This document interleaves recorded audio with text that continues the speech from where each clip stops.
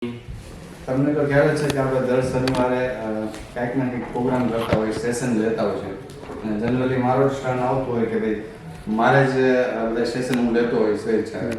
પણ આજે ઘણા સમય પછી પ્રશાંતભાઈ લાઠીગ્રામ એણે ઇનિશિયેટિવ લીધું છે કે ના, આજનો સેશન જે છે, જે આપણો પ્રોગ્રામ છે તો માઇન્ડ રિફોર્મ, તો એનું જે રિવિઝન છે એ પ્રશાંતભાઈ કરાવશે. અને પ્રશાંતભાઈને હું આમંત્રણ આપીશ સ્ટેજ ઉપર કે એ આગળનું કાર્યભાર સંભાળે.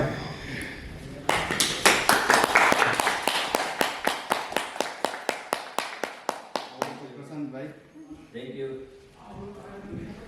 Good evening all of you. Good evening. કેમ છો બધા? મજામાં? આપણે 15/12 હોટલમાં એરપોર્ટ પાસે માઇન્ડ રિફોર્મનો સેમિનાર આપણે બધાએ એટેન્ડ કર્યો હતો. તેમાં રાજીવ સર બાલાણી આપણને ઘણું સમજાવ્યું હતું અને ઘણી એવી બાબતો છે જે આપણે જીવનમાં ઉતારવા જેવી છે. તો આપણે આ સેમિનાર વિશે આપણે સ્ટાર્ટ કરીએ પહેલાં હું તમને સ્ટોરી સમજાવીશ, પછી આપણે માઇન્ડ રિફોર્મ વિશે સમજશું. સ્ટોરી એમ છે, એક કિસાન હોય છે, એમને 2 ઘોડા હોય છે. આ સ્ટોરી પણ રાજીવ સરની છે, એ હું અત્યારે કહું છું તમને. એક કિસાન હોય છે, એમને 2 ઘોડા હોય છે. એમાં એક ઘોડો બ્લાઇન્ડ હોય છે, એટલે કે આંધળો હોય છે, અને બીજો ઘોડો નોર્મલ હોય છે, એટલે કે બધી જોઈ શકે છે. તો આંધળો ઘોડો હોય છે એ એના તબેલામાં જ રહે છે ને એટલામાં જ હરતો ફરતો રહે છે, કે બહાર નીકળી શકતો નથી. તો અને જે નોર્મલ ઘોડો હોય છે એ તો બધે ફરી શકે છે આરામથી, આખો દી મોજ મજા કરે, ફરે, અને પછી સાંજે આવી જાય તબેલામાં. એટલે આ ઘોડોની દુનિયા નાની જ હતી, એક તબેલામાં જ હતી, એટલામાં જ ફરે, કે નીકળી ન શકે કારણ કે અંધ હતો. પછી કિસાનને કંટાળો આવ્યો, આ ઘોડાની બિચારાની લાઈફ શું, આજે એની જિંદગી આપી છે પણ આ શું એની જિંદગી ન આપ્યા જેવું જ એનું જીવન છે ને. એટલે એને વિચાર આવ્યો હું શું કરી શકું કે આ ઘોડો એમનું લાઈફ જીવી શકીએ. પછી એમને વિચાર આવ્યો કે હું આજે નોર્મલ ઘોડો છે જે જોઈ શકે છે એમને હું ઘંટડી બાંધી દઉં ડોકમાં. તો એને ઘંટી બાંધી દીધી એક ડોકમાં. તો એ ઘંટીના હિસાબે જે બ્લાઇન્ડ ઘોડો છે એ ઘંટીનો અવાજ સાંભળી અને એની પાછળ પાછળ હાલ્યો જાય તો એ બધી ફરી શકે અને આગળ જઈ શકે. તો એને વિચાર્યું તો એ પછી ઘંટી બાંધી દીધી એને ઘોડાને, અને પછી 2 ઘોડાને સાથે મોકલ્યા એને. તો ઓલા ઘોડો હાલતો જાય છે, નોર્મલ ઘોડો, એની ઘંટી વાગતો જાય, એના અવાજ ઉપરથી આ ઘોડો એને ફોલો કરતો રહે. એ ફોલો કરતો રહે એટલે એ એની સાથે હાલ્યો જાય. પછી બધું ફરી અને સાંજે પાછા આવી જાય તબેલામાં. તો એ એનો આઈડિયા જે આવ્યો કિસાને એ સક્સેસ થયો કે ના ભાઈ ઘોડો કંઈક આગળ તો વહી દો, કંઈક હરી ફરી શકે છે અને બહાર તો નીકળ્યો એમ. ઓલો તબેલામાં એની નાની દુનિયા હતી, તો આ થોડીક દુનિયાની મોટી થઈ. તો આ સ્ટોરી આપણને જીવનમાં પણ ઉતારવા જેવી છે. શું શીખવે છે કે ભાઈ આપણા માણસમાં અમુક પ્રોબ્લેમ હોય જ છે. કોકને નાના હોય, કોકને મોટા હોય, લાઈફમાં કોકને કાંઈક તો પ્રોબ્લેમ હોય જ છે. તો આપણે પણ આવો એક ઘંટી વાળો આજુબાજુમાં ભગવાન આપ્યો જ છે કે ભાઈ કોઈક પાસે એવી આપણે ઘંટી હોય એટલે એમ કે આપણે પ્રોબ્લેમનું સોલ્યુશન હોય તો આપણે એમને ફોલો કરીએ તો આપણો પ્રોબ્લેમનો સોલ્વ થઈ જાય. બરાબર. અને એવી જ રીતે આપણામાં પણ ઘંટી મૂકેલી છે ભગવાને. કોકમાં કંઈક અલગ અલગ સ્કિલ હોય, કોકમાં એ ટાઈપનું નોલેજ હોય.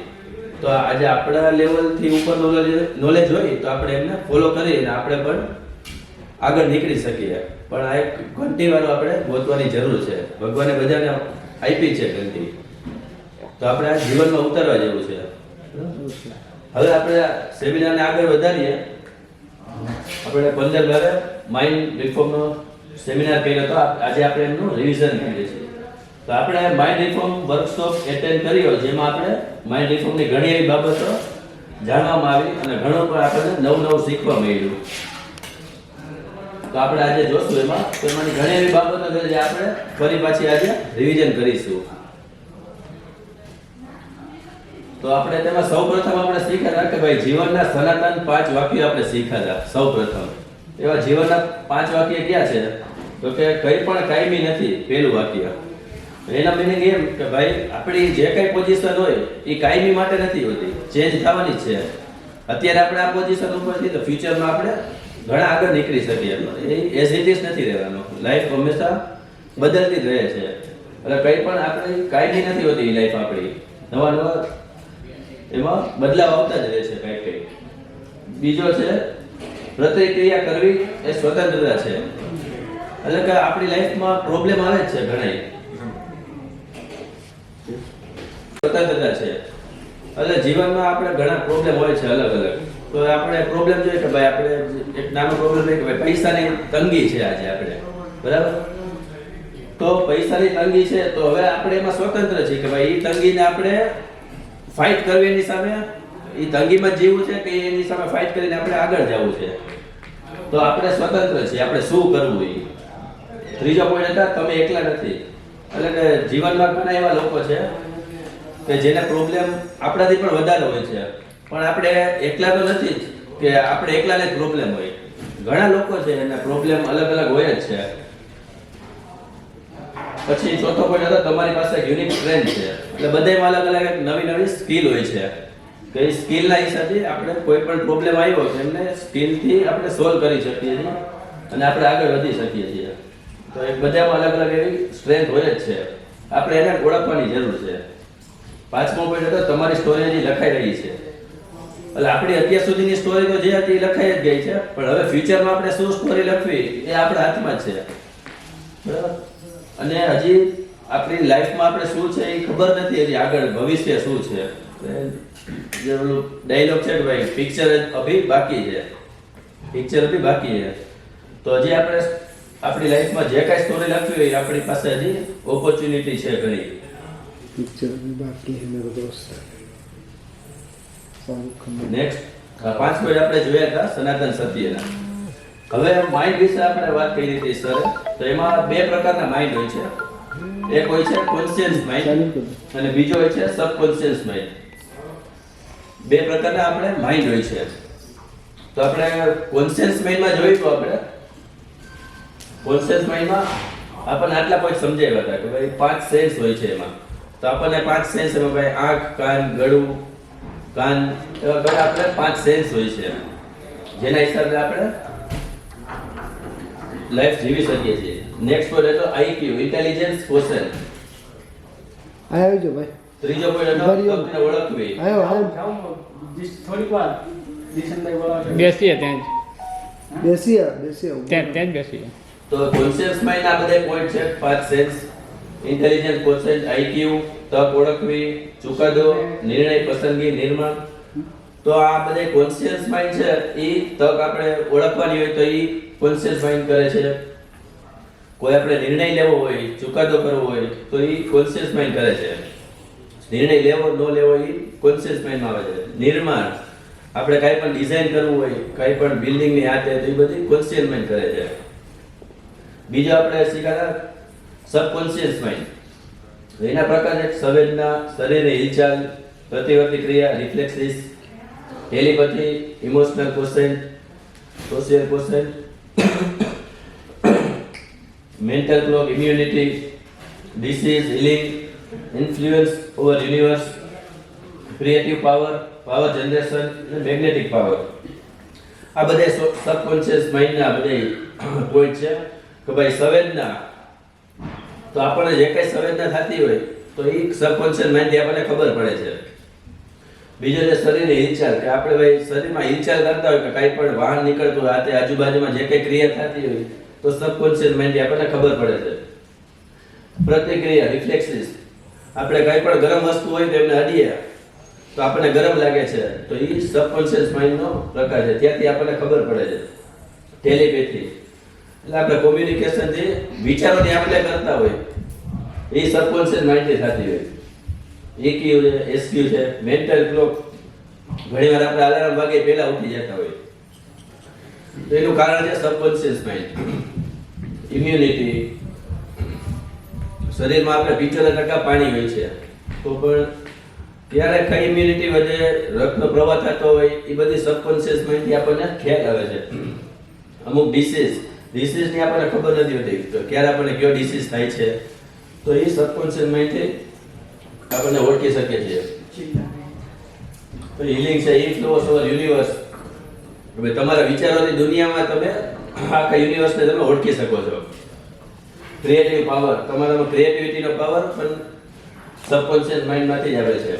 પાવર જનરેટ કરી શકો છો, મેગ્નેટિક પાવર, આ બધા પ્રકાર છે સબકોન્શિયસ માઇન્ડથી આપણને ખ્યાલ આવે છે. નેક્સ્ટ પછી આપણે 393 ટેકનિક શીખેલા, શબ્દોની તાકાત અને વિઝ્યુલાઇઝેશન શીખેલા આપણે. 939 ટેકનિક શું છે કે ભાઈ આજે આપણે ગોલ છે કે ભાઈ આપણે કાર શીખવી છે, તો આપણે કાર અત્યારે આવડતી નથી પણ આપણે શીખવી છે ભવિષ્યમાં, તો આપણે 939 ટેકનિક એમાં ખૂબ આપણને મદદ કરશે. શું કઈ રીતે કે આપણે રાઈટ હેન્ડથી 9 વાર લખવાનું. મને કાર હું કાર ચલાવી શકું છું, હું કાર ચલાવી શકું છું. 9 વાર જમણા હાથથી લખવાનું, 3 વાર ડાબા હાથથી લખવાનું. હું કાર ચલાવી શકું છું, પાછું 9 વાર જમણા હાથથી લખવાનું.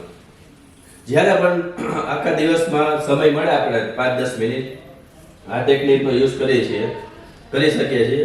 ફ્યુચરમાં એવું રિઝલ્ટ મળશે કે આપણને એક સમયે કાર ચલાવતા આવડી જશે. આમાં એટલી તાકાત છે. શબ્દોની તાકાત આપણે કહી શકીએ તો આપણે હું વિડીયો બતાવીશ, એના ઉપરથી આપણે જોઈશું શબ્દોની તાકાત શું છે.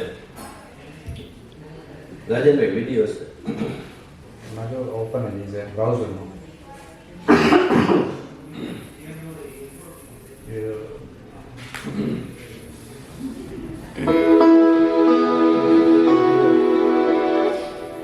અંદર આવ્યા હતા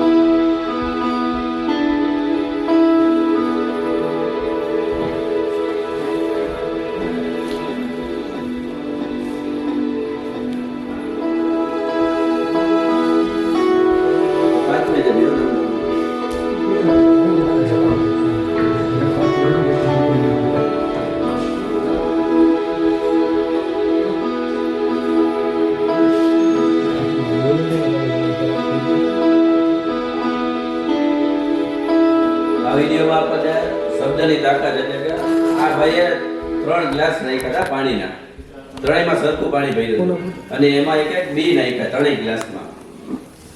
તો એને જોવાનો ઇન્ટરેસ્ટ હતો કે ભાઈ એક ગ્લાસને પહેલા નંબરનો હતો એને એ પોઝિટિવથી જોતો હતો, જે બીજો ગ્લાસ હતો એને એ નેગેટિવથી જોતો હતો અને ત્રીજો ગ્લાસ હતો એને ઇગ્નોર કરતો હતો.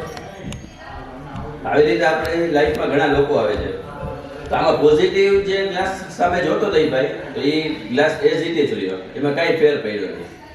બીજા નંબરનો જે ગ્લાસ હતો એને નેગેટિવ સેન્સથી જોતો હતો, તો એ ગ્લાસનું પાણી ડોળું થઈ ગયું.